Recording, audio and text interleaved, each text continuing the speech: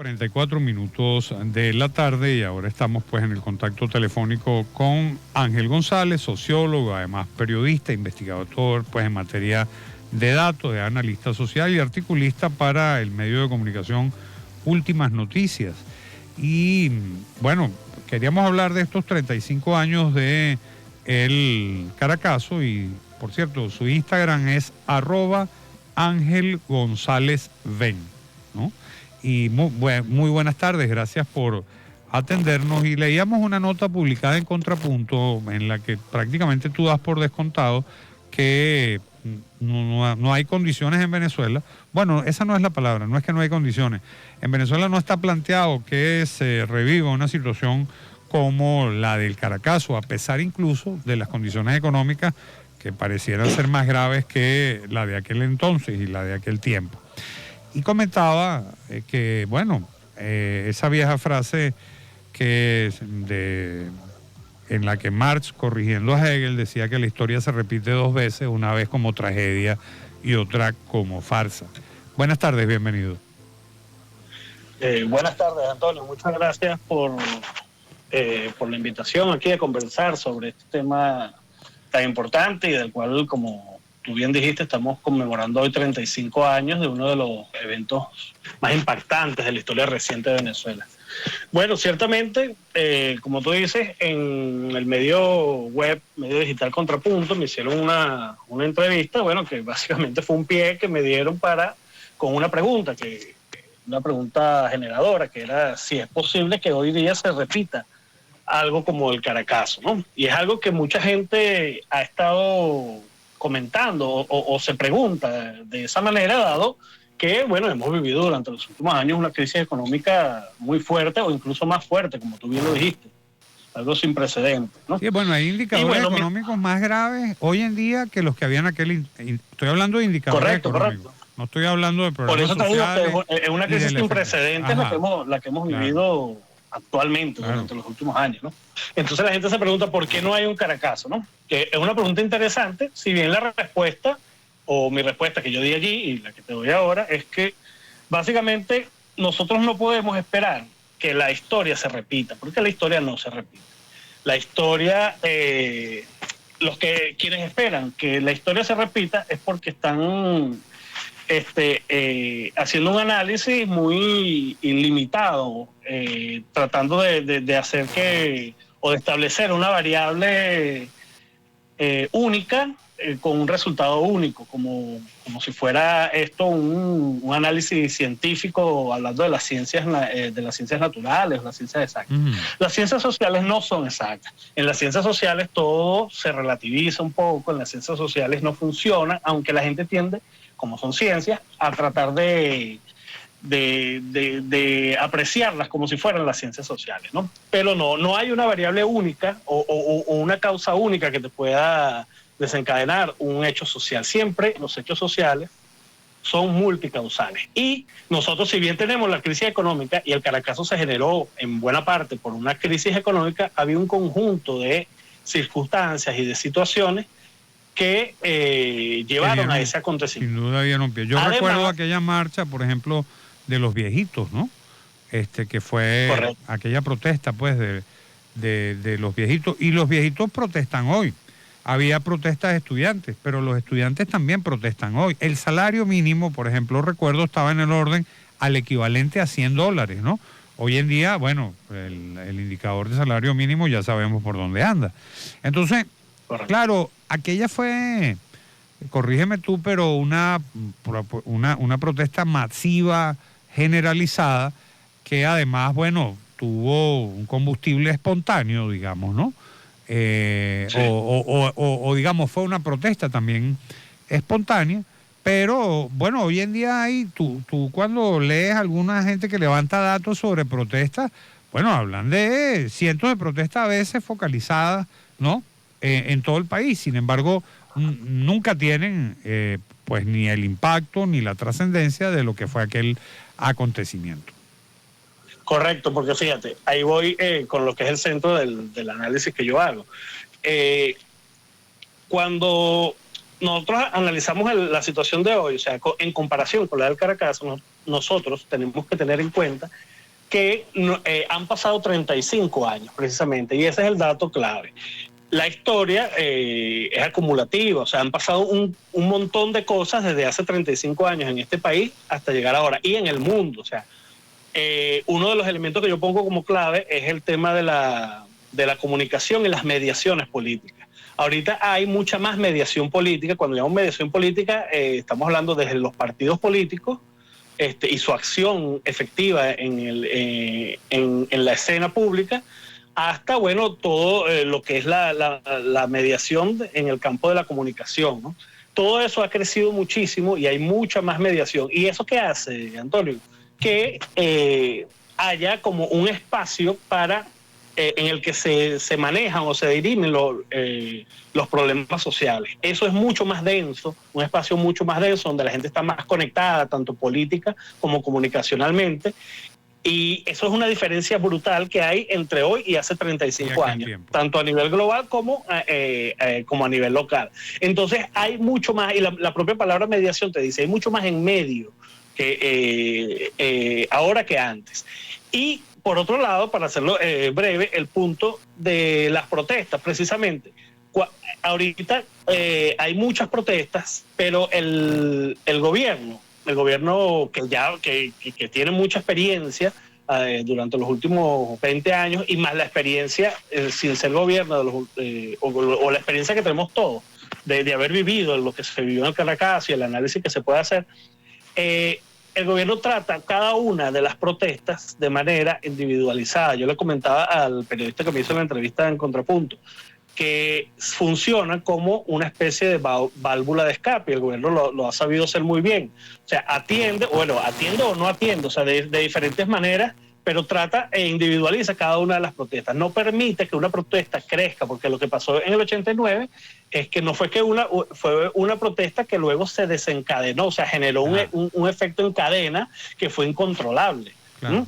Entonces, eso me suena, eso me suena un poco a aquella frase de candelita que se prende, candelita que se apaga, por ejemplo. Correcto, tal cual, que es un eslogan entre muchos que utiliza el chavismo, ¿no?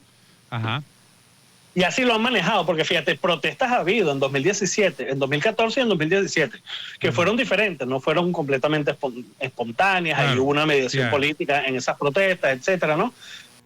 Hubo diferentes clases sociales incluso allí, ¿no? Sí, además, yo diría que fueron muy importantes y era, no, tal vez la palabra no es generalizadas, pero eran focalizadas, pues tampoco no fue una protesta masiva, pues. No, claro, pero hubo protestas en 2017, hubo protestas en todo el país. En todos los estados había focos. Entonces, la gente, uno podía decir, bueno, eso fue algo así, pero bueno, no es igual al caso, porque las cosas no se van a repetir exactamente igual. Fíjate la cita de Marx que tú nombrabas, que decía, bueno, primero se repite como tragedia y luego como farsa. Ajá. Es así, o sea, se pueden repetir situaciones en la historia, pero siempre van a ser diferentes, porque la historia es diferente, los momentos son distintos, los actores son distintos. Me llamó la atención tu reflexión, porque tú dices, bueno, es decir, que la historia no es repetitiva, sino que más bien es acumulativa.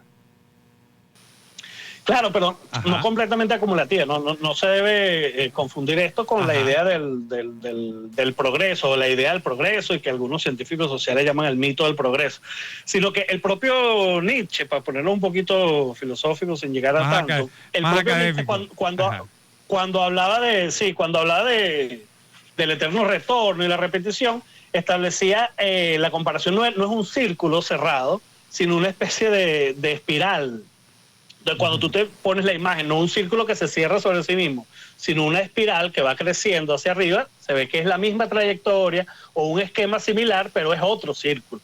O sea, no es el mismo, es otro círculo y va a llegar a otro punto distinto. O sea, se repiten las cosas, ciertos esquemas, ciertos momentos, como ciertas situaciones o marcos que uno lo ve repetitivo desde el punto de vista del análisis. Acuérdate que nosotros somos seres racionales y establecemos esquemas mentales para analizar y comprender la complejidad de lo que es el mundo. Sí. Entonces nosotros somos los que hacemos los marcos similares, y lo que no podemos hacer es esperar que se dé exactamente el mismo resultado, porque la historia no es un experimento de ciencias naturales. Seguramente algunos de los que nos oyen, algunos de los que nos oyen, pues no vivieron aquel tiempo, ¿no?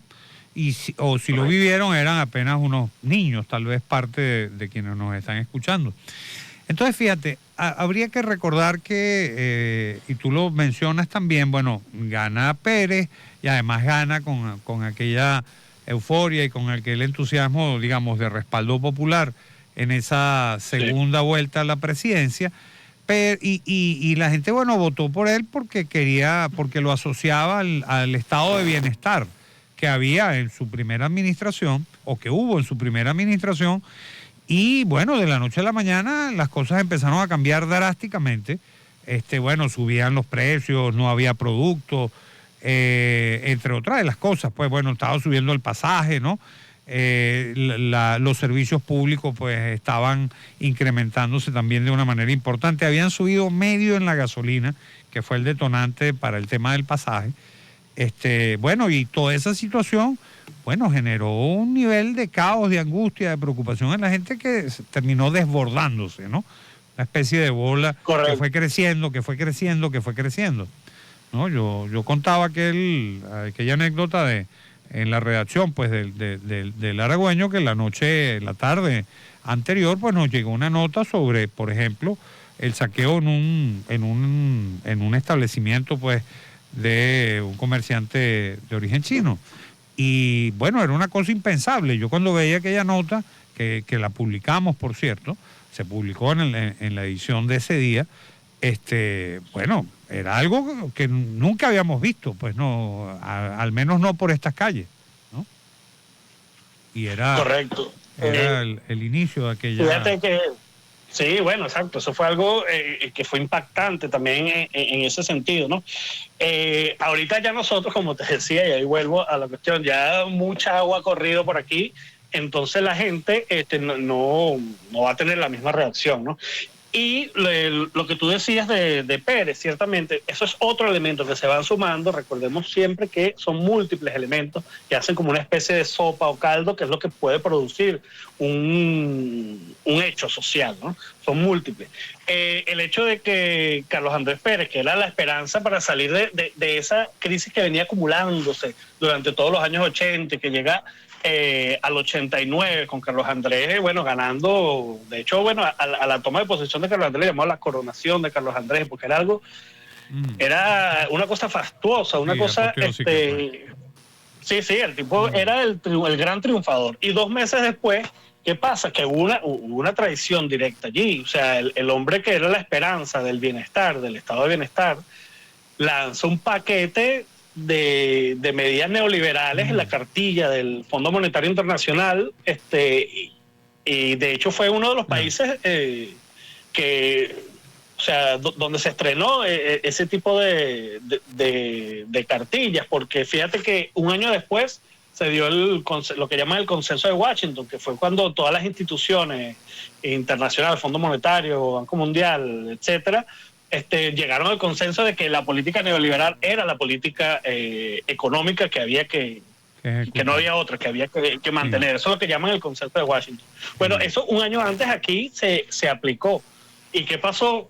Bueno, la suerte, digo la suerte como el resultado que se dio aquí en Venezuela fue que, bueno, hubo una reacción, una explosión, porque como tú bien lo decías, o sea, había un conjunto de indicadores, o sea, el salario, el aumento de la gasolina, los servicios, etcétera.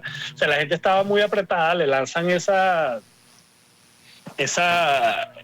medida o ese paquete y la reacción que se dio por uno solo, ¿no? Por la cosa de la gasolina, luego eso se convirtió como en una especie de estímulo, o bueno, según un teórico político muy importante llamado Ernesto Laclau, se convirtió en un significante vacío el aumento de la gasolina, donde convergieron todas las necesidades, todas las demandas, todas las quejas, las molestias que tenía la gente, y por eso fue una cosa tan irracional, que hay gente que dice que no entiende por qué si la gente tenía hambre se robaba un televisor. Bueno, porque es que fue algo irracional, fue una reacción irascible contra todo, ¿no? O sea, como romper el sistema, lo que pasó en Argentina después, una década después, en 2001, o sea, rompieron todo. Ángel, de verdad queremos agradecer el que hayas compartido con nosotros un poco, bueno, tu visión sobre este tema que además es muy sensible para la sociedad venezolana. Estuvimos conversando con Ángel González, sociólogo, además periodista, a propósito de 35 años del Caracazo. Su Instagram, @Ángel González B. Muchas gracias, muy buenas tardes. Y ahora vamos a una pausa y ya volvemos con más del programa En el Aire. Usted está en el aire con Antonio Di Gianpaolo. Aló, Ángel.